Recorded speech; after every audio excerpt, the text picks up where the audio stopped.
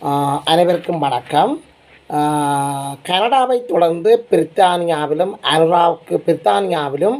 அனுராக் வைத்த ஆப்பு. கனடாவில் அமைக்கப்பட்ட நினைவு துவியை தொடர்ந்து ஈழத்தமிழர்களின் மனங்களில் நீண்ட காலமாக காணப்பட்ட வேதனைகள், ரணங்கள், வலிகளுக்கு ஒரு சிறு மகிழ்ச்சி ஏற்படுத்திய சம்பவம் அண்மையில் பிரித்தானியாவில் இடம்பெற்றிருக்கின்றது. மேலும் கடந்த சில தினங்களாக இலங்கை அரசின் தூக்கத்தை கெடுத்த அல்லது அவர்களுடைய நிம்மதிகளை தொலைத்த நாட்களாக இந்த சம்பவங்கள் பார்க்கப்படுகின்றன, பேசு பொருளாக காணப்படுகின்றன. இலங்கை அரசின் தூக்கத்தை கெடுத்த செய்திகள் வெளிவரத் தொடங்கியிருக்கின்றன. இதன் பின்னணியில் இலங்கையின் பல சம்பவங்கள் தற்போது நடந்து கொண்டிருக்கின்றன. இலங்கையின் தென்பகுதியில் அரசியல்வாதிகளுக்கு பெரும் மரண பயத்தை ஏற்படுத்தி இருக்கின்றது.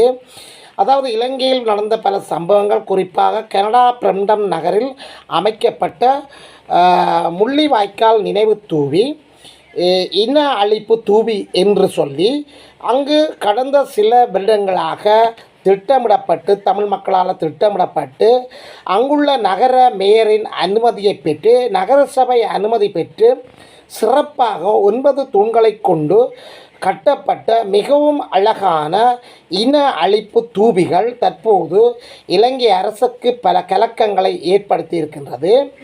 முதன்முறையாக இலங்கை அரசின் முன்னாள் ஜனாதிபதிகளான மஹிந்த ராஜபக்ச, கோத்தபாய ராஜபக்ச மற்றும் மைத்ரிபால சிறிசேன போன்றோருக்கு பெரும் கலக்கத்தை ஏற்படுத்தியிருக்கின்றது. இவர்கள்தான் இறுதி யுத்தத்தின் போது பிரதான பங்கை வகித்து படையினர்களுக்கு கட்டளைகளை பிறப்பித்தவர்களாக கூறப்படுகின்றது. எனவே சில இடங்களில் அதை ஏற்றுக்கொண்டும் இருக்கின்றார்கள்.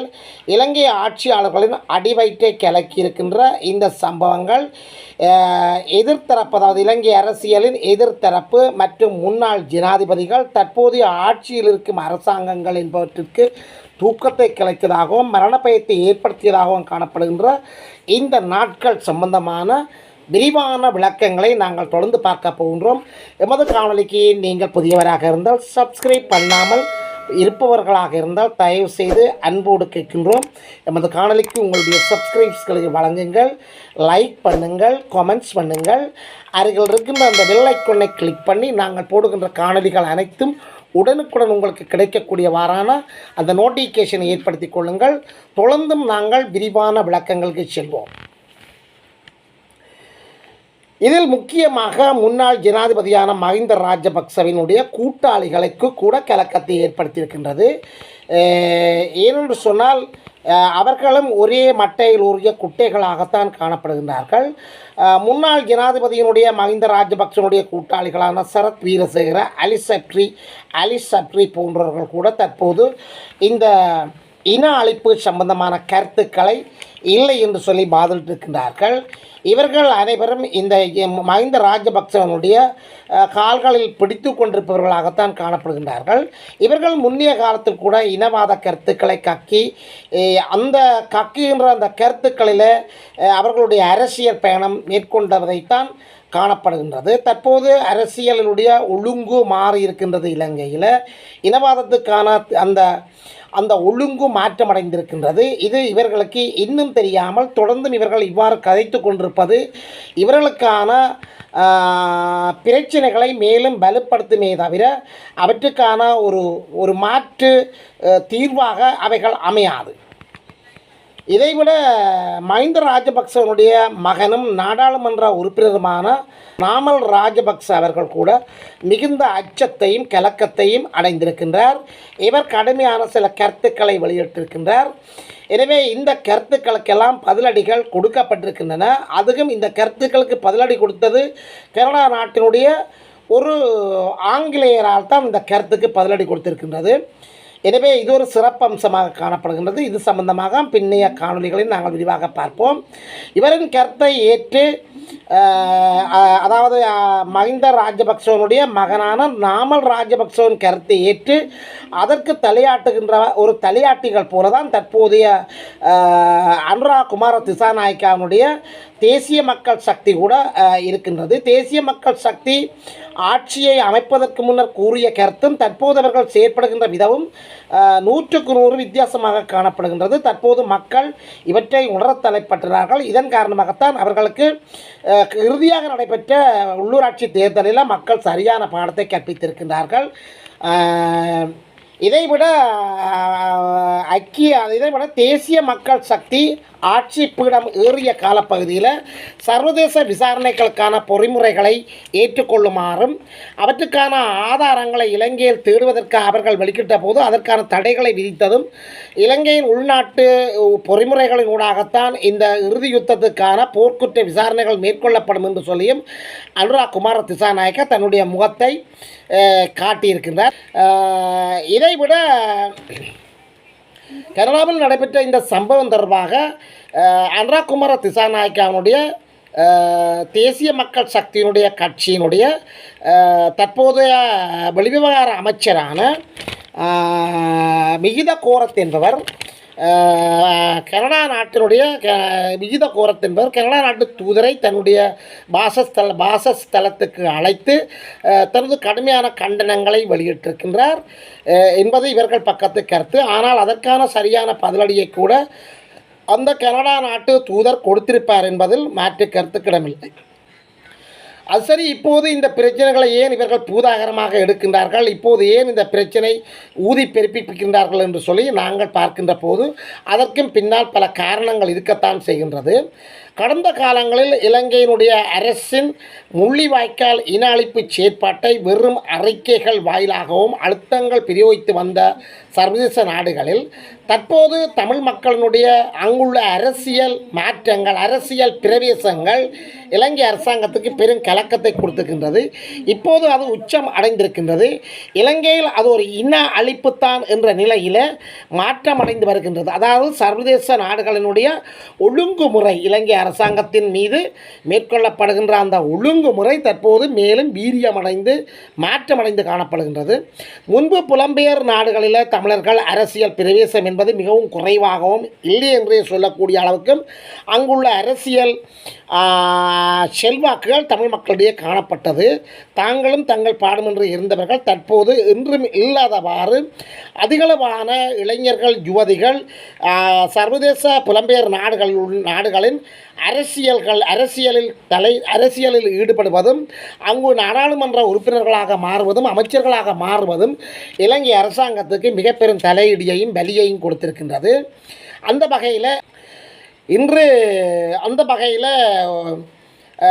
வகையில் நாங்கள் பழைய காலங்களை எடுத்துக்கொண்டால்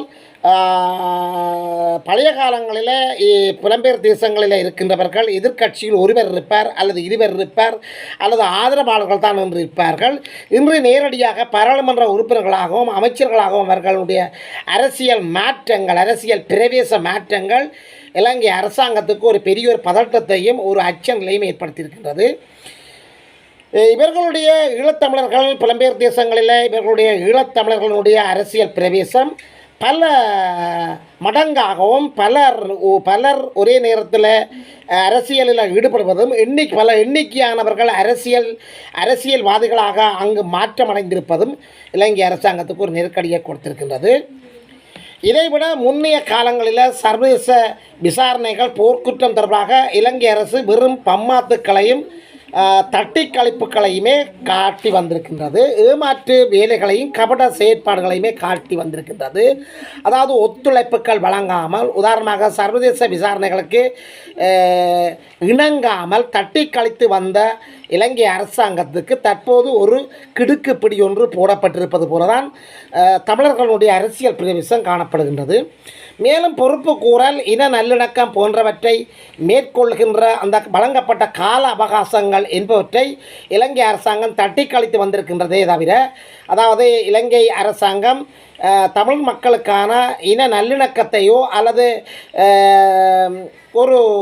ஒரு சரியான ஒரு நீதியையோ இதுவரை வழங்கப்படவில்லை. வழங்காது மேலும் தொடர்ச்சியாக தமிழ் மக்களினுடைய நிலம் சூறையாடுவதிலும் அரசியல் கைதிகள் விடயங்களில் கண்காணாமல் செயற்படுவதும் வடக்கு கிழக்கு தவிர்ந்த பல்லாயிரக்கணக்கான காணாமல் போனோர் விடயம் தொடர்பான தட்டி கழிப்புகளும் சர்வதேச நாடுகளுக்கு ஒரு சினத்தை ஏற்படுத்தி இருக்கின்றது. எனவே தொடர்ச்சியாக தமிழ் மக்களுக்கு எதிராக மேற்கொள்ளப்படுகின்ற வன்முறைகள் முப்படைகளாலும் கட்டவிழ்த்து விடப்படுகின்ற பல வன்முறை செயற்பாடுகள் சர்வதேச நாடுகளை ஆத்திரத்தை ஏற்படுத்தியிருக்கின்றது. நாடுகள், அதாவது ஆங்கிலேய நாடுகளில் அரசியல்வாதிகளினுடைய கண்ணில் மண்ணை தூவிவிட்டு தங்களுடைய விளையாட்டை தொடர்ந்து ஈடுபடலாம் என்று சொல்லி இலங்கையினுடைய ஆட்சியாளர்கள் நினைத்தது பெரும் முட்டாள்தனமாக அவர்களுக்கு மாறியிருக்கின்றது. ஆனால் தமிழர்களின் புலம்பெயர் நாடுகளின் அரசியல் பிரவேசம் மற்றும் இன அழிப்புக்கு எதிரான காத்திரமான அவர்களுடைய கருத்துக்கள், பங்களிப்புகள் இலங்கையினுடைய ஆட்சியாளர்களை தற்போது நிலைகொலிய வைத்திருக்கின்றது. இந்த வகையில் பிரித்தானியாவில் முதற்பொன்னையும் நாடாளுமன்ற உறுப்பினருமான உமாகுமரன் மற்றும் பிரித்தானிய நாடாளுமன்ற உறுப்பினர்களை சேர்த்து கடந்த மே மாதம் 14ஆம் தேதி கூட்டப்பட்ட ஒரு கூட்டத்தில் மே 18க்கான எழுச்சி கூட்டங்கள் தொடர்பாகவும் அதனுடைய வேலை திட்டங்கள் தொடர்பாகவும் பல கருத்துக்கள் முன்மொழியப்பட்டன, பல கருத்துக்கள் முன்வைக்கப்பட்டன. அதன் பின்னணியில் மே 18 மிகவும் சிறப்பாக பிரித்தானியாவில் மேற்கொள்ளப்பட்டது. 9 தூண்களை கொண்டு தமிழர்களுடைய ஆரம்ப காலத்திலிருந்து இன்று வரை தமிழர்களுக்கு எதிராக சிங்கள ஆட்சியாளர்களால் மேற்கொள்ளப்படுகின்ற இன அழிப்பு சம்பந்தமான காட்சிப்படுத்தல்களை அங்கு அவர்கள் துல்லியமாக வெளிப்படுத்தியிருக்கின்றார்கள். அதேபோல கனடாவின் பிரண்டன் நகரின் மேயரான பிரண்டன் நகரிலும் மேற்கொள்ளப்பட்டிருக்கின்றது. கனடா பிரண்டன் நகரனுடைய மேயர் பட்ரிக் பிரவுன் ஈழத்தமிழர்களுக்கு ஆதரவாக தனது குரலை எழுப்பியிருக்கின்றார். இது கூட இலங்கை அரசாங்கத்துக்கு ஒரு பெரிய நெருக்கடிகளை ஏற்படுத்தியிருக்கின்றது. சுமார் 16 வருடங்கள் தமிழ் மக்கள் தங்களுடைய இன அழிப்பு சம்பந்தமான இன அழிப்பொண்டு மேற்கொள்ளப்பட்டது என்ற அந்த கருத்தை நிலைநிறுத்துவதற்கு 16 வருடங்கள் கடந்திருக்கிறது என்பது உண்மையில் தமிழர்களுக்கு ஒரு வேதனையானதும் ஒரு மறக்க முடியாத துன்பியல் சம்பவமாகத்தான் காணப்படுகின்றது. எனவே அவர்களுக்கான ஒரு நிம்மதி பெருமூச்சு இப்போது கிடைத்திருக்கின்றது. மேலும் கனடாவின் பிரண்டன் நகரனுடைய மேயரான பட்ரிக் பிரவுன் அவர்கள் இலங்கையின் இன அழிப்பு செய்தவர்களான மஹிந்தவின் மகன் நாமல் ராஜபக்சவின் கருத்துக்களுக்கு தகுந்த பதிலடிகளை கொடுத்திருக்கின்றார். நியாயமாகவும் நிதானமாகவும் அந்த பதிலடியை தன்னுடைய எக்ஸ் தளத்தில் பதிவிட்டிருக்கின்றார். இதில் அவர் கனடாவில் இருக்கும் நினைவு தூபிகளுக்கு நீங்கள் காட்டுகின்ற எதிர்ப்பு அதற்கு கிடைத்த அங்கீகாரம் என்று சொல்லி ஒரு கருத்தை வெளியிட்டிருக்கின்றார். மேலும் நீங்கள் வெளியிடுகின்ற கடுமையான கருத்துக்கள், சொற்பதங்கள் நீங்கள் செய்த இன அழிப்பை ஏற்றுக்கொள்வதற்கு சமன் என்றும் அவர் கருத்து வெளியிட்டிருக்கின்றார். மேலும் நீங்கள் கொள்கின்ற அச்சம், நினைவு தூக்கி கிடைத்த கௌரவம் மற்றும் இனப்படுகொலைக்கு நீங்கள் ஏற்றுக்கொள்கின்ற அந்த பக்குவம் என்று சொல்லி அவர் தன்னுடைய எக்ஸ் தளத்தில் பட்ரிக் பிரவுன் அவர்கள் தன்னுடைய கருத்தை வெளியிட்டிருக்கின்றார்.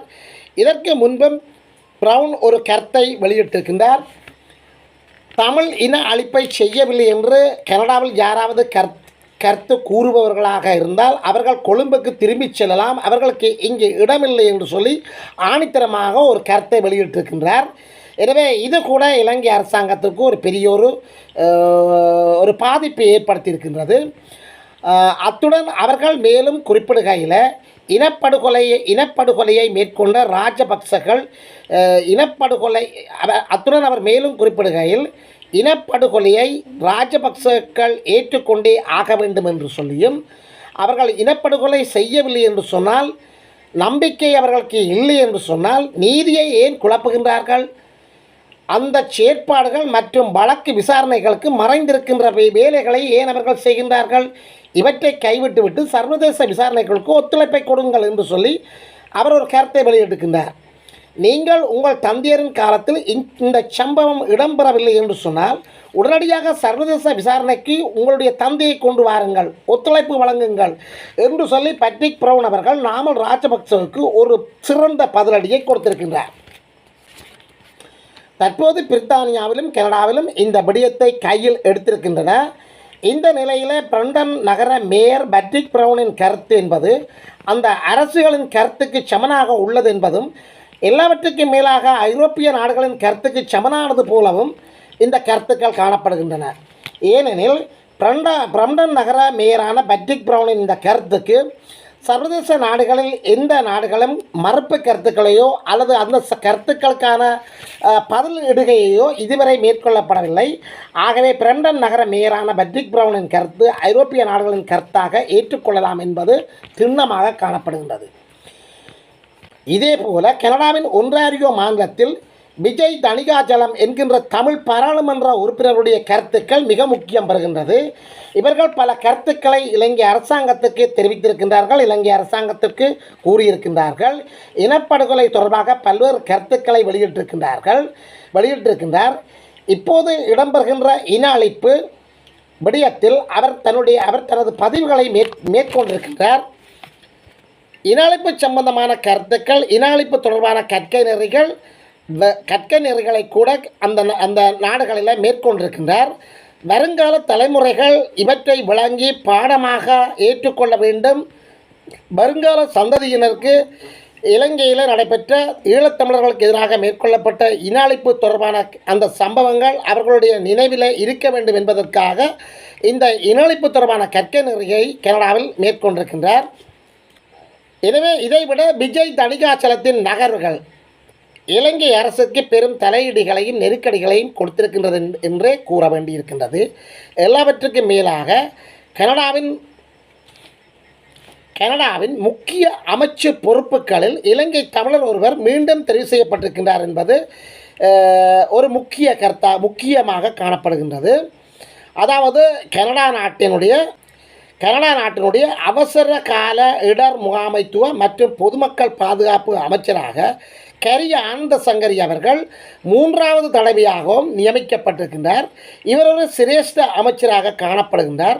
மேலும் நாடாளுமன்றத்தில் இன்னும் ஒரு நாடாளுமன்ற உறுப்பினராக பொறுப்படுத்திருக்கின்ற யுவனிரா என்பவரும் ஒரு முக்கியமான பாத்திரமாக காணப்படுகின்றார். எனவே ராஜபக்சக்கு ஏற்பட்ட இந்த அச்சம் அனுரவுக்கு ஏற்பட்டதாக காணப்படுகின்றது. இறுதி யுத்தம் நடந்தபோது ராஜபக்சவுடன் அனுரகுமார திசாநாயக்காவும் சேர்ந்தே செயற்பட்டதாக கருத்துக்கள் காணப்படுகின்றது.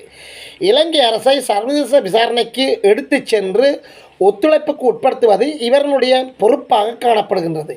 இது அவருக்கு ஒரு மிக பெரும் தலையிடியையும் ஒரு மிகப்பெரிய ஒரு நெருக்கடியையும் ஏற்படுத்தி இருக்கின்றது. அப்படி அவர் செய்கின்ற போது யுத்த காலத்தில் நின்ற படையினர்கள் தங்களுக்கான உத்தரவுகளை வழங்கியவர்களை நோக்கி அவர்கள் சுட்டிக்காட்ட முடியும், அவர்களை அடையாளப்படுத்த முடியும், அவர்களை காட்டி கொடுக்க முடியும். இதில் மாட்டும் பிரதான சூத்திரதாரிகளாக மஹிந்த ராஜபக்ச, கோத்தபாய ராஜபக்ச, மைத்திரிபால சிறிசேனா போன்ற இன்னும் பலர் உள்ளடங்குவார்கள். இறுதி யுத்தத்தின் போது இறுதி 5 நாட்களும் படையினர்களுக்கான உத்தரவுகளை தானே பிறப்பித்ததாக மைத்திரிபால சிறிசேனாவான முன்னாள் ஜனாதிபதி அவர்கள் ஒரு இடத்தில் தன்னுடைய கருத்தை ஒப்பித்திருக்கின்றார். தற்போது சர்வதேசம் மெல்ல மெல்ல சுமார் 16 வருடங்களுக்கு கழித்து இலங்கையில் இடம்பெற்றது இன அழிப்பு போர் என்று சொல்லி கருத்துக்களை கூற வலிக்கிட்டிருப்பது தமிழ் மக்களுக்கு ஒரு நிம்மதியை கொடுத்திருக்கின்றது, ஆறுதலை கொடுத்திருக்கின்றது. தமிழ் மக்களினுடைய மாறாத ரணங்கள் வலிகளுக்கு ஒரு சிறு ஆற்றுப்படுத்தலை கொடுத்திருக்கின்றது என்றே கூறப்படலாம்.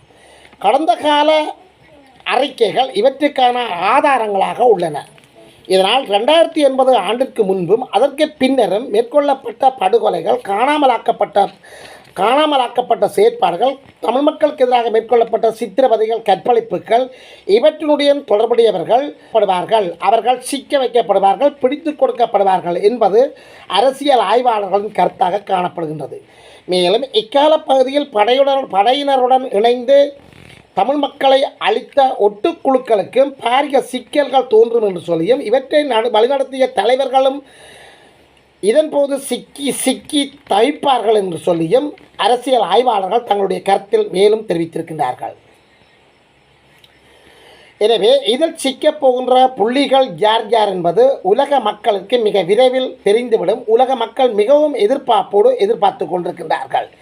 மேலும் உலகளாவிய ஒழுங்கில் தற்போது தமிழ் மக்களுக்கான காயங்கள், ரணங்கள், வலிகள் யாவற்றுக்கும் தீர்வாக ஒரு தனித்துவமான வாழ்விடம் மற்றும் இனம் சார்ந்த குறியீடுகளை வெளிப்படுத்துகின்ற உறுதிப்படுத்தல்கள், விடுதலைக்கு கிடைத்த பல தசாப்தம் கடந்த தீர்வாக இது அமையும் என்பதில் எந்தவித மாற்று கருத்துக்கும் இடமில்லை. இது தொடர்பாக பொறுப்புக்கூறலை தொடர்ந்தும் கட்டிக்கழிக்க முடியாத பொறிக்குள் தற்போதைய அன்ரா அரசாங்கம் அகப்பட்டிருக்கின்றது. அன்ரா அரசின் கையாள்கை எப்படி அமையும் என்பது விரைவில் தெரிந்துவிடும். இவற்றுக்கு மேலாக சர்வதேச நாடுகளின் பாராளுமன்றத்தில் இலங்கை அரசுக்கு எதிரான பேசு பொருட்கள் அழுத்தங்கள் அதிகரித்து கொண்டே செல்கின்றன. புலம்பெயர் தமிழ் இளையோரின் எழுச்சி அமைப்புகள் அரசியல் பிரவேசங்கள் இவற்றுக்கு கட்டியங்கள் கூறுகின்றன. இதைவிட புலம்பெயர் நாடுகளில் இருக்கின்ற புலம்பெயர் தேசங்களைச் சேர்ந்த, அதாவது ஐரோப்பிய நாடுகளைச் சேர்ந்த வெள்ளைக்காரர்கள் ஆங்கிலேயர்களுக்கு கூட இவர்களினுடைய தட்டி கழிப்பாக பொறுப்பு கூறாமை மற்றும் தட்டி கழிப்பு மற்றும் ஏமாற்று கபட நாடகங்கள் தற்போது அவர்களுக்கும் பல எரிச்சல்களையும் சினத்தையும் ஏற்படுத்தி இருப்பது என்பதற்கு பட்டிக் பிரவுன் போன்றவர்களின் கருத்துக்கள் ஆதாரமாக அமைகின்றன. எனவே எதிர்வரும் நாட்களில் இலங்கை பாரிய தடைகளையும் பொருளாதார நெருக்கடிகளையும் ஏற்படுத்தக்கூடிய ஒரு நாட்களாக இலங்கை அமையும் என்பதில் மாற்று கருத்துக்கிடமில்லை. முற்பகல் செய்யின் பிற்பகல் விளையும்.